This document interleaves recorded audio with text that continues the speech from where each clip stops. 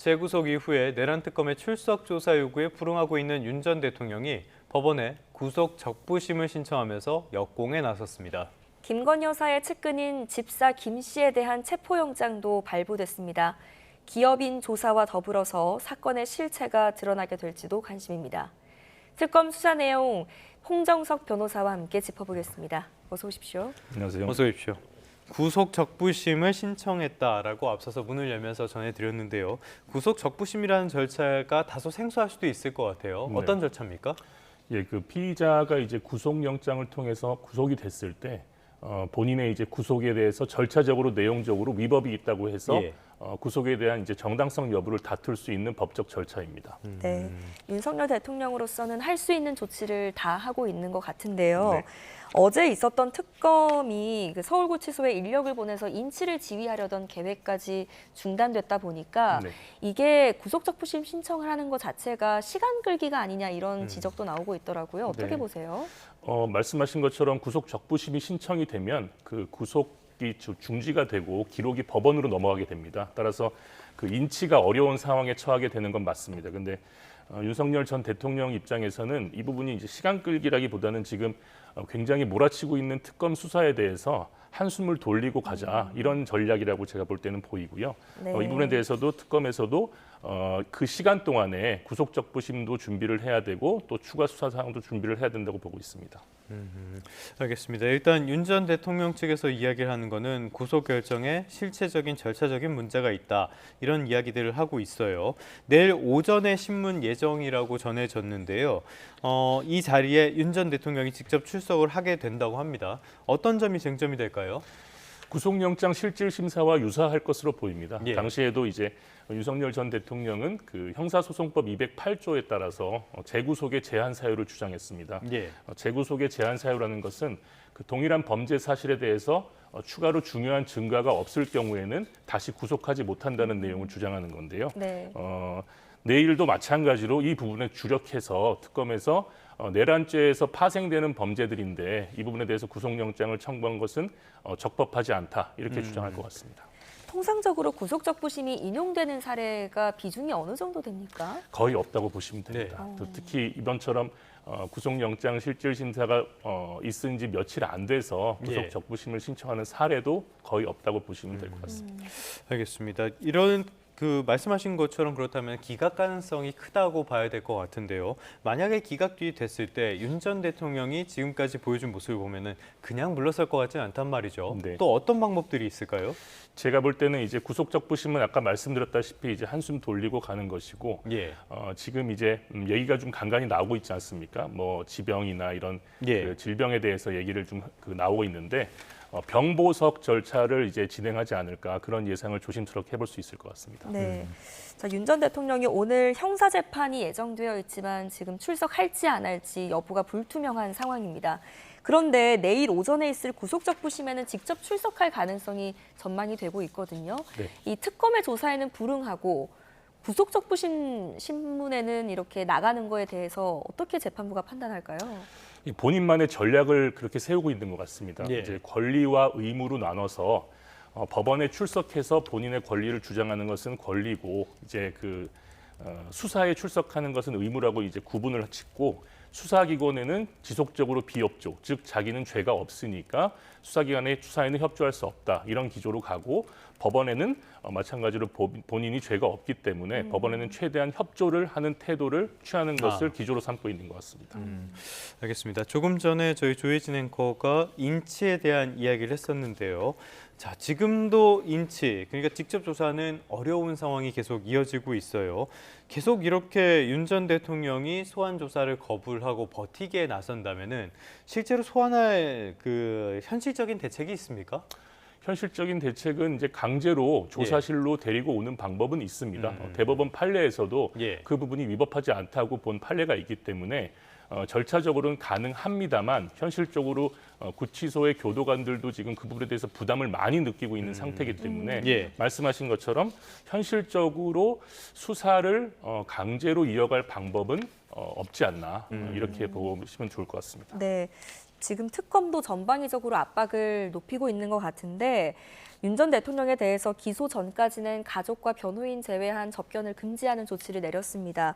그런데 공교롭게도 지금 부정선거 음모론을 주장하는 모스탄 교수의 접견이 예정되어 있던 날에 이런 조치가 내려져서 이런 의도에 대해서 이게 의도가 있는 조치냐 아니면 정해진 절차이냐 이것도 궁금하거든요. 접견 그 권은 원래 이제 변호인에 대한 접견권은 법에 보장이 돼 있습니다.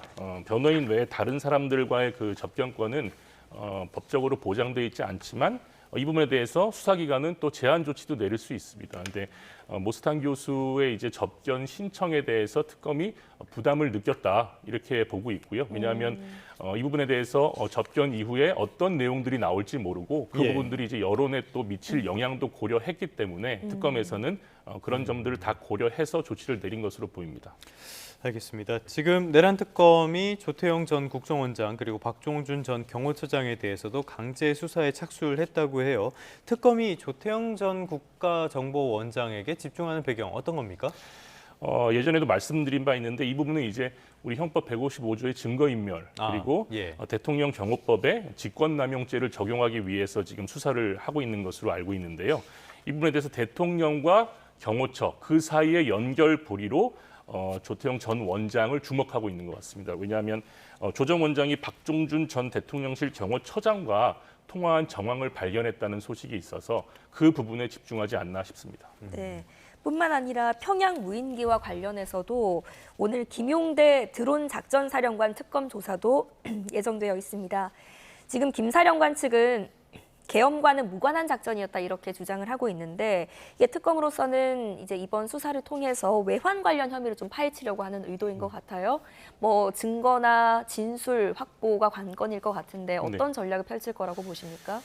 계엄과는 무관한 작전이었다 이런 말은 뭐 크게 영향을 미칠 것 같지 않고요. 네. 그 특검은 지금 그 외환죄 그리고 일반 그 여적죄 지금 수사를 여러 가지 방향으로 하고 있지 않습니까? 제가 볼 때는 그 외환죄에 그 형법 101조에 보시면은 예비 음모죄가 있습니다. 네. 그래서 지금 비상계엄과의 연관성 부분에 대해서 지금 초점을 맞춰지고 있는데 그 부분에 대한 이제 윤석열 전 대통령의 외환죄의 예비 음모죄까지 보지 않을까 이렇게 보입니다.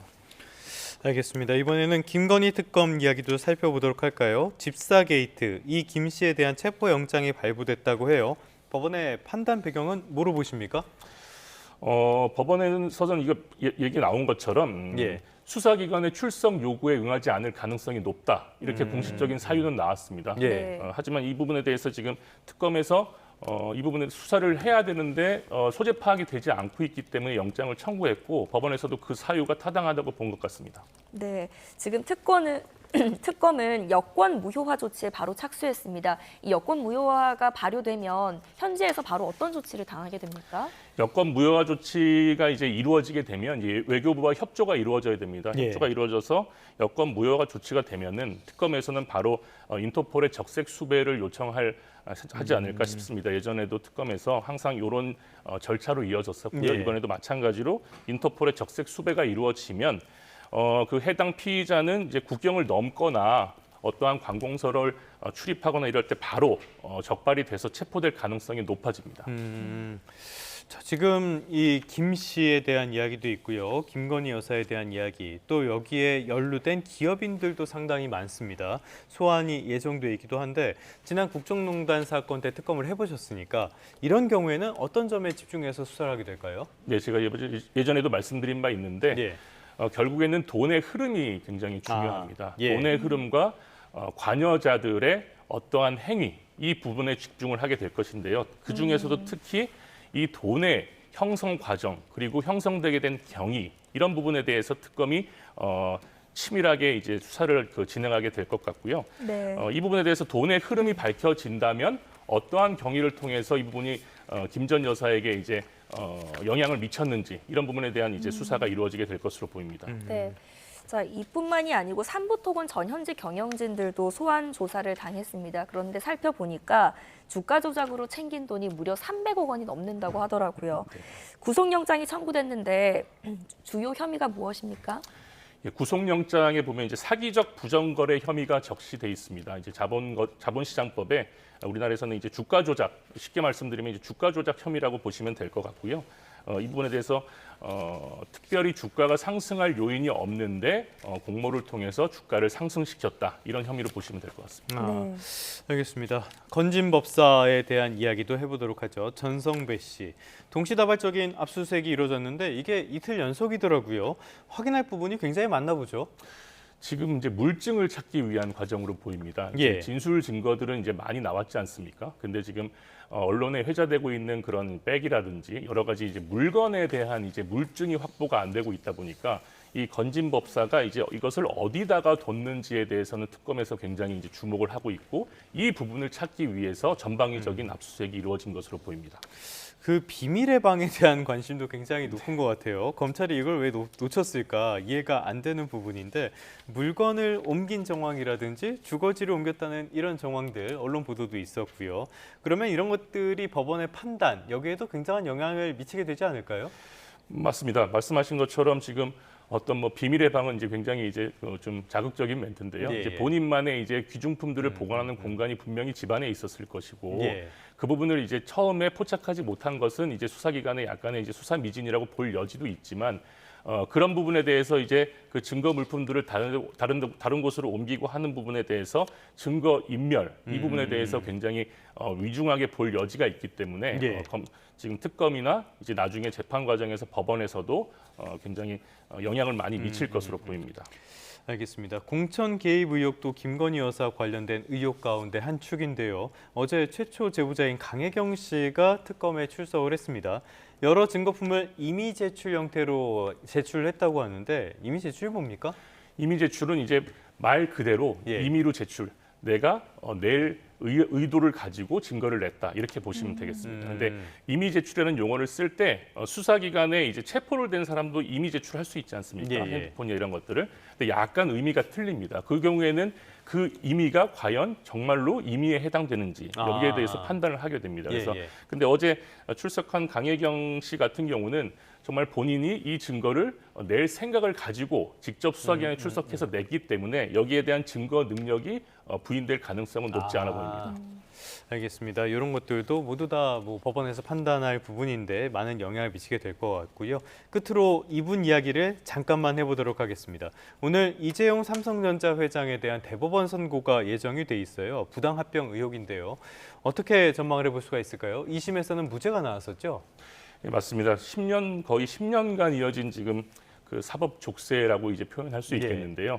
예전 최순실 특검 때부터 이어진 이재용 회장의 그런 순환에 대해서 오늘 이제 최종 결정이 나올 가능성이 높아지는데, 1심, 2심 무죄를 나온 것으로 봤을 때, 그리고 지금 상고심의 심리 기간 이런 것들을 종합적으로 본다면 2심의 결론에서 크게 달라질 가능성은 높지 않다, 이렇게 보입니다.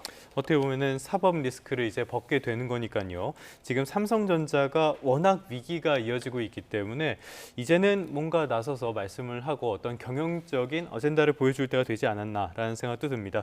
지금까지 홍정석 변호사와 함께 다양한 사법적인 이야기들 나눠봤습니다. 오늘 말씀 잘 들었습니다. 감사합니다.